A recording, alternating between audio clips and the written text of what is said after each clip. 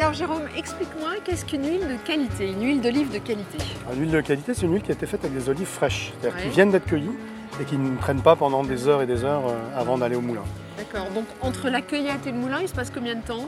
Idéalement quelques heures, 4-5 heures. C'est quoi les défauts majeurs d'une huile d'olive? Alors les principaux qu'on connaisse, c'est le rance. Bon, le rance, c'est le résultat de l'oxydation, une huile qui est mal conservée, rancie, et il y a un goût caractéristique. Oui. Et il y a un autre défaut qui s'appelle le chaumet, qui est déjà un petit peu plus complexe à reconnaître, mais qui vient du fait que les olives ont fermenté, par exemple, si elles sont restées par terre ou si elles ont été stockées trop longtemps, on a une huile qui aura un goût de chaumet.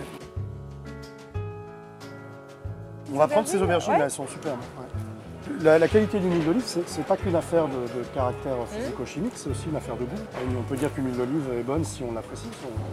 Oui, alors toi par exemple, c'est quoi tes goûts en matière d'huile d'olive? Moi j'aime bien le fruité vert intense. Ouais. Après ça dépend aussi des préparations. Il y a certaines préparations pour lesquelles je préférerais un fruité noir.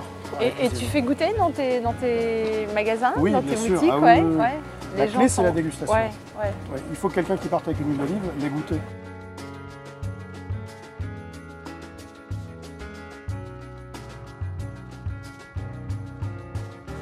Sophie, qu'est-ce que tu vas nous préparer avec ces ingrédients? C'est déjà les petites aubergines qu'on a trouvées au marché. On va faire des aubergines à la parmigiane et j'ai besoin de les faire cuire dans de l'huile, donc j'ai besoin de tes conseils. Laquelle j'utilise? On va prendre celle-là, l'huile d'olive de Nice. Alors déjà, c'est parce que c'est l'huile de la région, j'y suis attaché. L'huile d'olive cuit très très bien, contrairement à ce qu'on peut penser. C'est une huile qui résiste très très bien aux hautes températures. Alors tu vois, je les coupe finement, je vais essayer de ne pas me couper un doigt en lamelles et puis je vais les faire un peu frire d'ailleurs finalement dans l'huile que tu m'as conseillée. Alors là, au Nice, elle est fabriquée à partir de la petite olive de Nice. Ah, la fameuse petite olive noire, qui vient de l'arbre qui s'appelle le caïtier, qui est l'arbre typique de la région. Je vais couper de la mozzarella, alors elle est magnifique, hein, c'est de la mozzarella de buff. Je la coupe en lamelles comme ça. On a acheté des tomates qui sont en boîte. Du coup, elles sont entières, alors moi tout simplement je m'embête pas, tu vois, avec un couteau, je les recoupe un peu. Je vais poivrer. On peut peut-être mettre quelques herbes de Provence? Oui, tout à fait, bien sûr, oui, au contraire. Super. Tu sais, c'est souvent meilleur d'acheter des bonnes boîtes de tomates l'hiver que des tomates qui sont cultivées sous serre et qui n'ont plus aucun goût.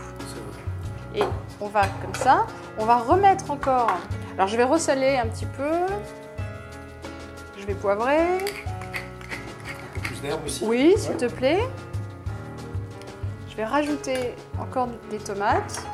Et puis on va mettre encore de la mozzarella et on va l'enfourner. Ce gratin, tu sais, cuit comme ça, c'est super fondant. Alors tu vois, là je ne vais pas le mettre en tranches, je vais le couper comme ça grossièrement.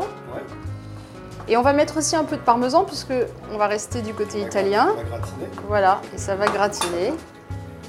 Je mets comme ça. Écoute, je vais enfourner pour une quinzaine de minutes.